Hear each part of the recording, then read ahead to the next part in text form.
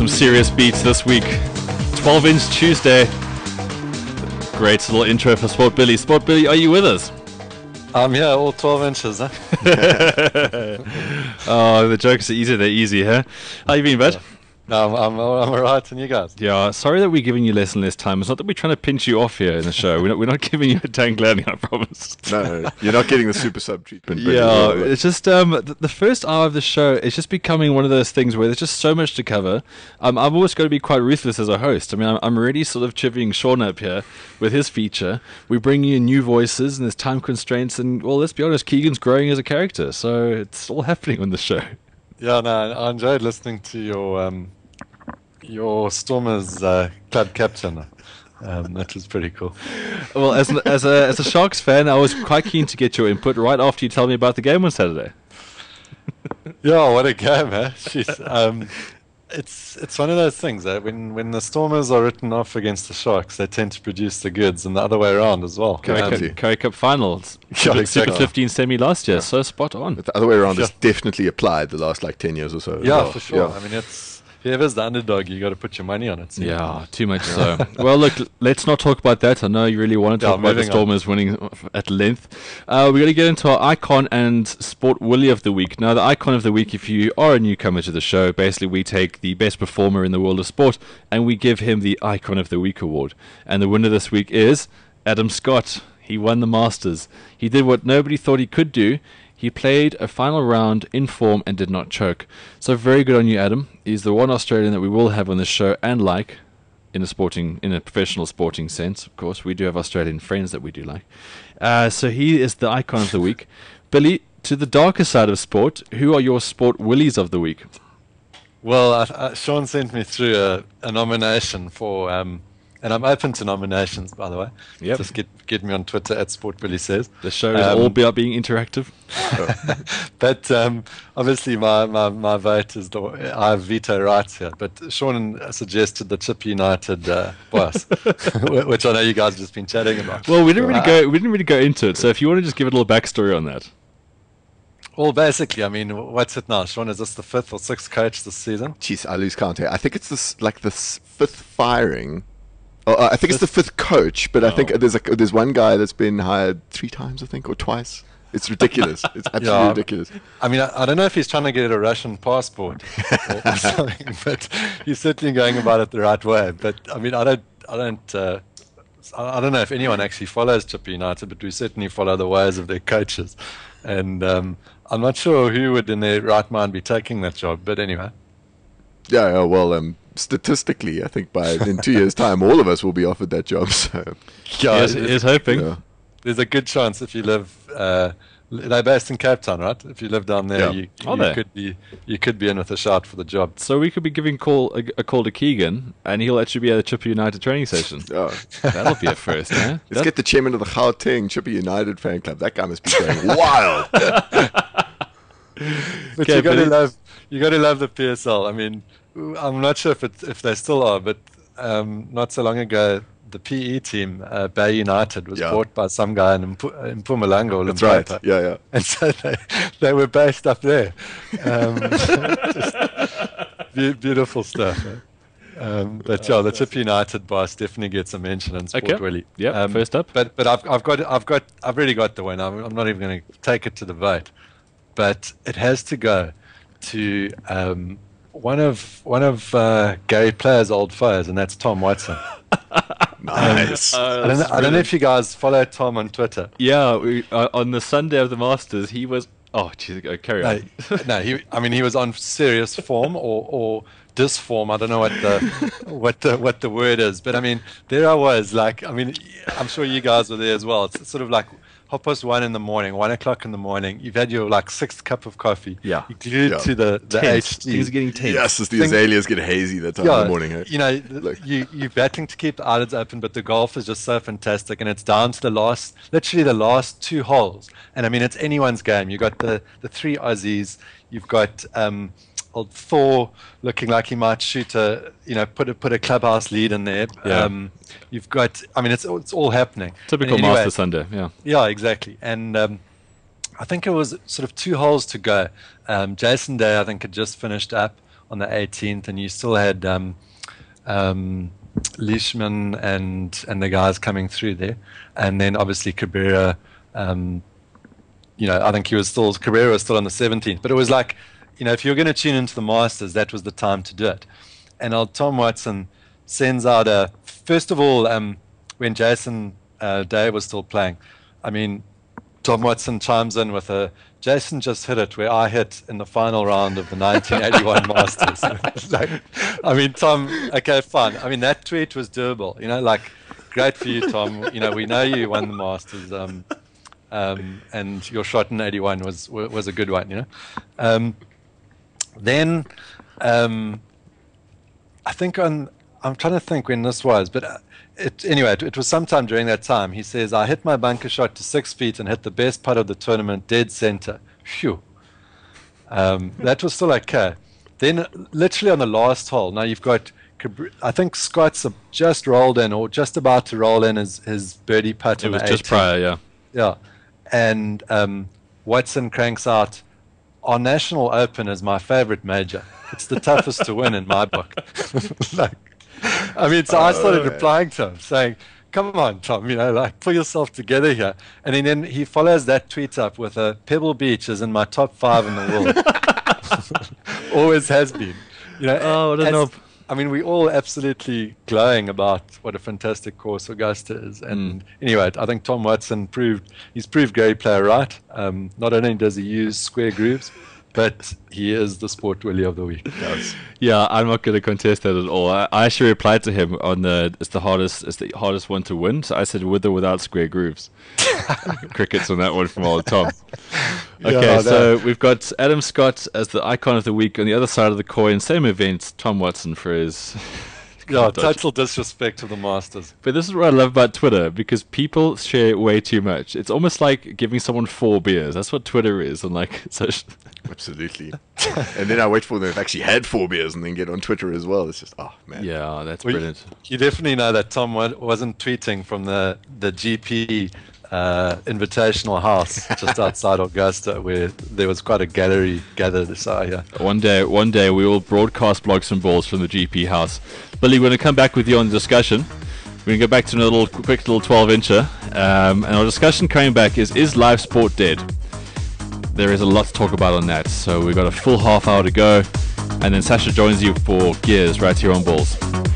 Haji and Emmanuel, take me away. So many great tracks this week. So many great tracks. Billy, are you joining the theme this week? Yeah, I'm loving it. Does it remind you of your days in Rhodes? Or you never went to bars that play this kind of music? It was more about... No, this is probably before the Rhodes days. Speaking of student days, we're looking at girls at the moment. Sean, we spoke about last week about the Bouncers' involvement with SA Swimwear. The actual magazine is coming out.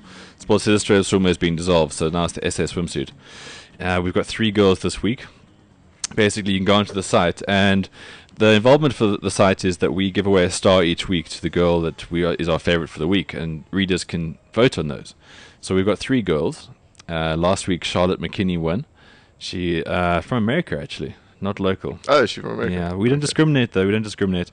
So we've got 3 girls this week. We've got Anine, we've got Nicole, and then we've got Rachel, or Rakel. She might be Afrikaans, I'm not sure. Rakel's my vote, huh? Rakel's your vote, huh? Yeah. Okay, yeah, attractive girl. Sean, what do you reckon? This is a close call, yeah. This is a close call. Yeah, the more votes they get a star. And obviously, it's a very competitive division, this. It is a very competitive division. Aneem's photo looks like it might have been out of the scope, so that's why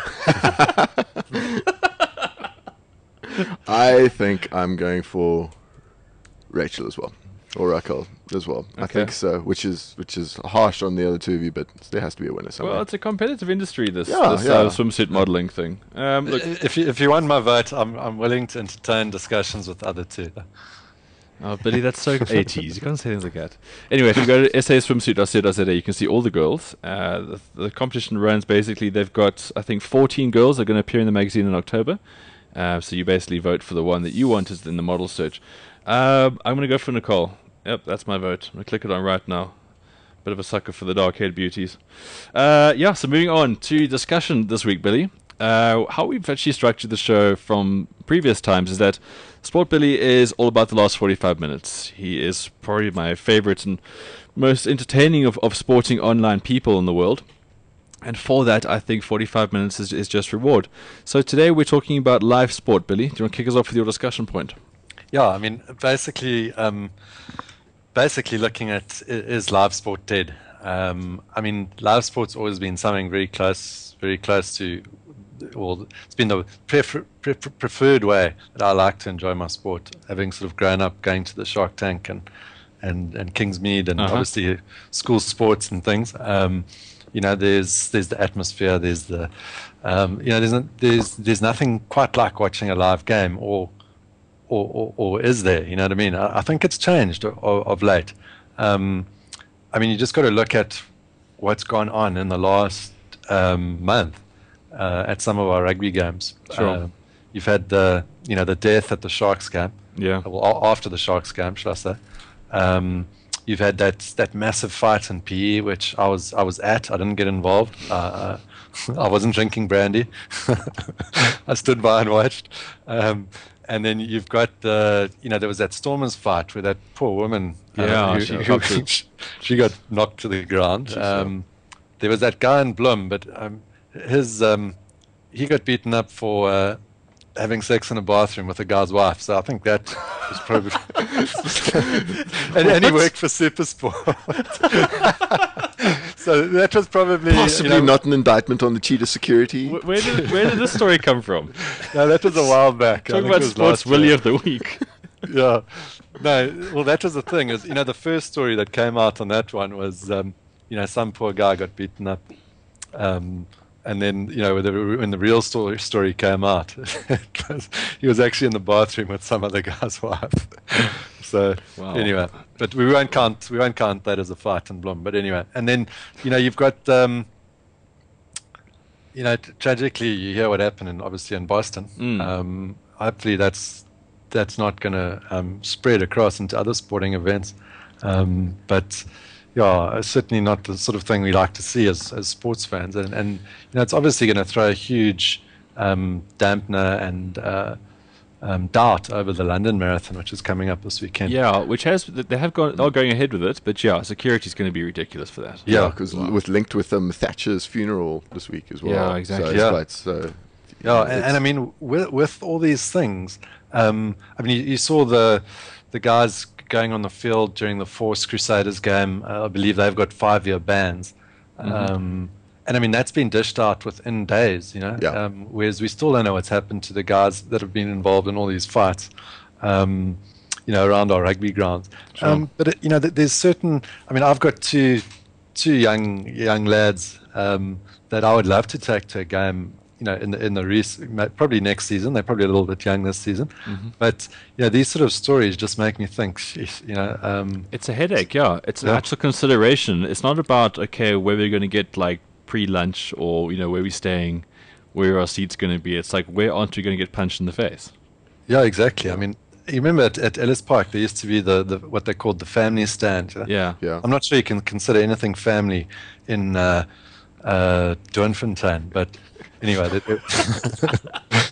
there was a stand where you weren't allowed to drink and all that. And I see the Sharks have just announced that you can no longer go and drink on the fields around the stadium.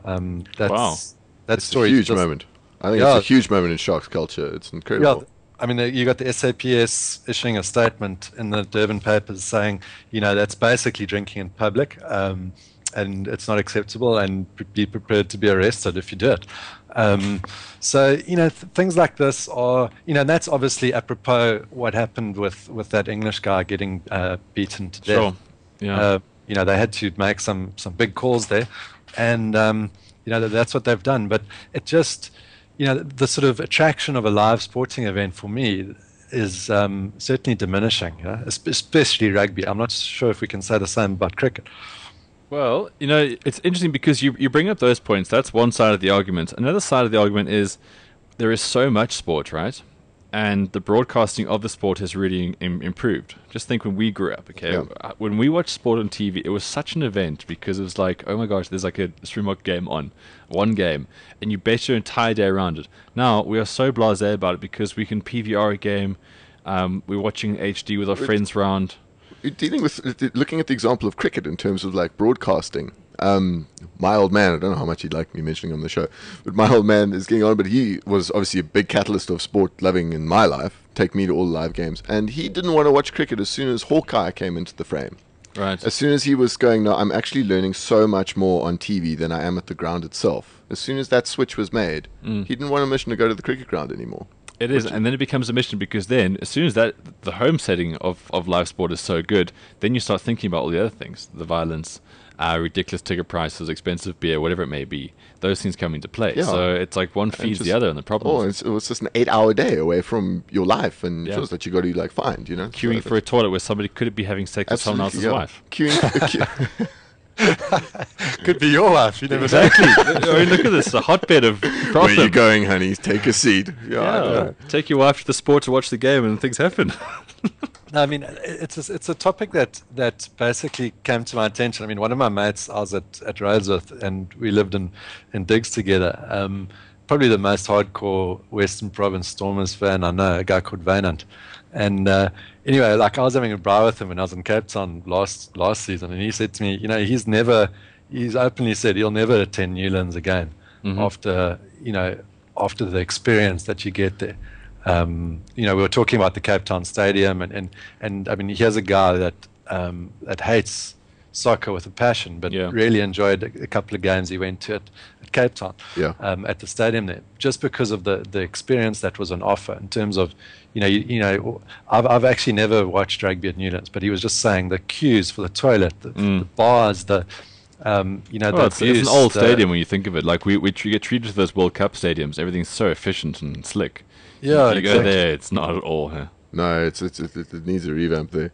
Look, I was at the Crusaders game. I've been going to Newlands since I was like 10 or something. So like 20 odd years been going to Newlands consistently. I moved down to Joburg a couple of years. So I've been to so many Crusaders games down the years.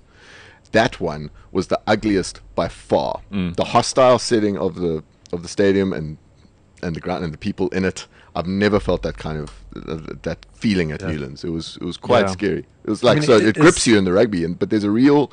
It's not far away from a football hooligan vibe, I reckon. Not trying to be too defeatist about it, but really, really have to watch it. There's some it was so ugly. Aside from the actual beatings. Maybe I can ask you guys a question, but because it's another angle of this discussion that I wanted to get into. But is rugby starting to attract the sort of hooligans that we've always attributed to soccer? You know, like rugby hooliganism seems to be on the up, and this is a worrying trend. Well, we're hostile as rugby fans. I mean, we're passionate, and that breeds kind of hostility around it. But you can also, again, not excusing it at all, but I'm just saying that we could be a breeding ground if we're not careful with security. You know. No, I spot on. I think certain things are making this come home as far as the Cape Crusaders element. You know, support who you want, but there's an actual violent, sort of very negative part about that. I think also when your teams don't do so well, that also breeds a little bit of contempt amongst the supporters. Getting back, Yeah, well, it's priority your team plays well in order to keep the masses in check. But you're right, and I think it definitely is coming to the fore nowadays. And whether it just be a socioeconomic sort of thing, the people going to the games, whether it's just the country where it is right now, people have misgivings around politics, or I don't know, there's various factors that make people angry in life. Might even be a kind of drinking element culture as well that could come from having so many games on in a day. In the old days, you'd have all the games kick off at 3 o'clock. Doof. One's being shown on TV, and your day's centered around watching the one game live around the kickoff. Now we got people around the country cracking up the brandy at 9:30 for the New Zealand kickoff. We spoke about last week. You can drink a beer from 4:30 to midnight. Absolutely, watching live sport. I mean, we were speaking about it candidly, but try that kind of behavior at home, folks. Keep it there if you want to. Yeah. We've got to be something so flippant about that. But that might be part of it. Like the rugby day of viewing, not just at the ground, and the culture around it is now a whole day of people linking drinking to it for longer than they used to. Maybe. it's worth investigating. Yeah, I mean, I think there's some fair point there. But I also think another reason to stay away is exactly what you're saying. The amount of other sport that's on. Like a lot of guys are, the Proteas are playing. There's a rugby match, and your soccer team's playing on the same day. And guys want to watch all of that, and they don't necessarily want to go and watch it in the Full Stop. What is it? The Rucken Mall, just outside of Kings Park there, or whatever. Or the new Doornfontein Hotel. Exactly. Where you got a brilliant steak, egg, and strips after the game. Look, I think with all these things around live sport now, the alcohol issue is the biggest, because if it's generally the root cause when it comes to violence. Good look, it's very sad.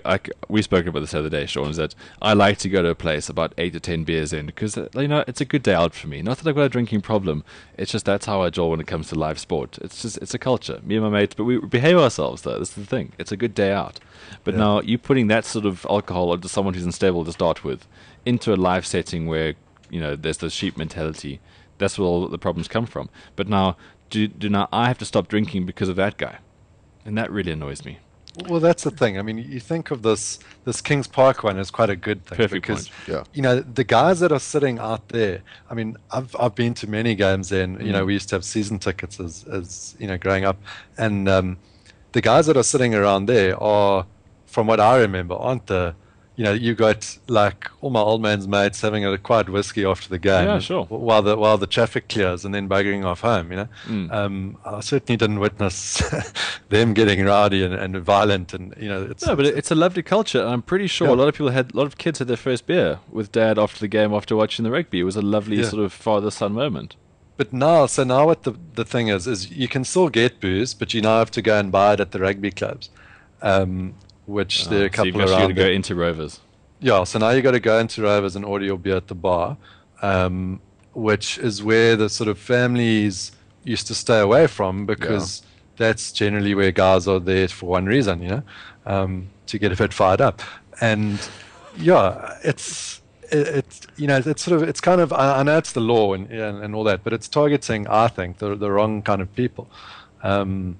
And you're never going to stop people arriving at the game having got greased up somewhere else. Exactly. That is such a misconceived idea with so many of these drinking regulations that they're trying to bring in. The idea that it's just going to stop people drinking beforehand. Yeah. But I think, guys, we have to pinch this off a little bit now, but I think when it comes back to what sports are doing a good job, we spoke about, I think it was about a month ago, we had a discussion about what sports are actually still doing well. And golf came out as one of those things that's still a shining example of strength versus strength.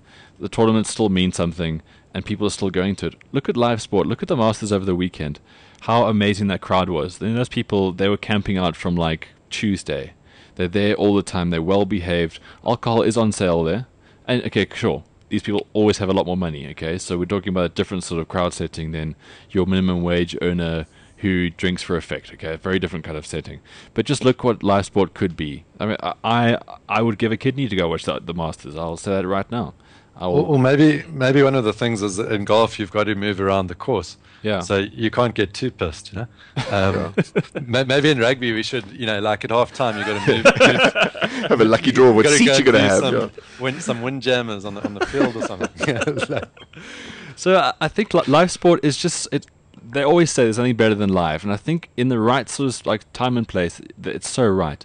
But if those other factors are going to come into it, and this is where the unions have to really step up here and say, okay, right, we're losing live traffic because, firstly, we're always going to be up against the TV broadcasters because they do such a good job, and secondly, because things aren't what they used to be. So it's up to them to make a real big step there. But if you are looking for that pure live experience, golf is still it, I think.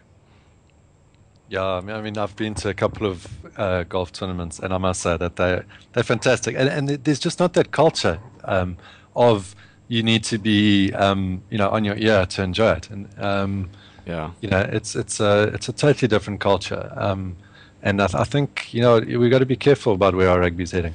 Well, definitely. Very, very well said. We're going to take a little song now, Billy. When we come back, we're going to look at the fixtures for this weekend.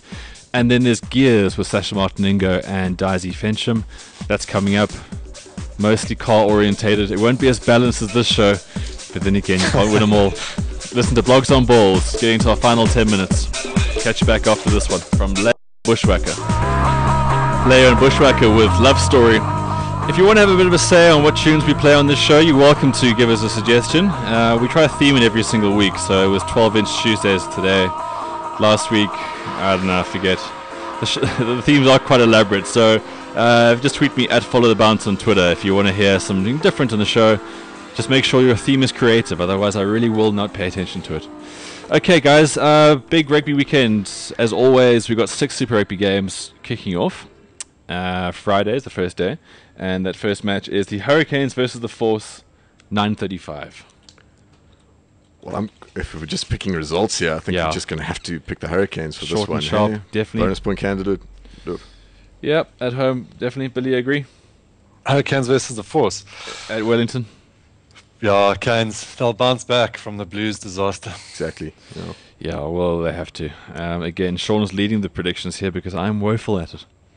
Nonsense. Nonsense. I think I got 3 out of 7 last week. Now I'm leading this. That's above the average on Super Brew. The average on Super Brew was 2.6. You excel, Sean. You do very well. I think the big one was I went the right way with the Bulls Cheetahs game. I also did. But that was a close call. Did you? I did. I picked that one. Did you? Anyway, we'll get onto that later. I called Cheetahs there. Oh. It was a dismal weekend. It was hardly a crazy idea, though, really. Okay, talking about dismal, Waratahs are back in action, and they host the Chiefs. That drudge-filled 11:40 kickoff in the Waratah Stadium in the background. Just talking about live sport being dead. Spot on. Waratahs Chiefs, I think we got to go Chiefs, but they look a little... No, it was a good game against the Reds, so I'm backing the Chiefs to bounce back and do that. Yep. Yeah. Okay, moving on to Saturday's games, we open up with Crusaders versus the Highlanders. The Highlanders are looking for 8. Well, 8 in a row. 8 they're going to get. Yeah. 8 they're going to get. Who's got the guts to pick the Highlanders after this, you know? Nope. Then, might not be the most exciting game, but on the consequence of the log and everything, the bigger picture, Reds hosting the Brumbies after that on Saturday.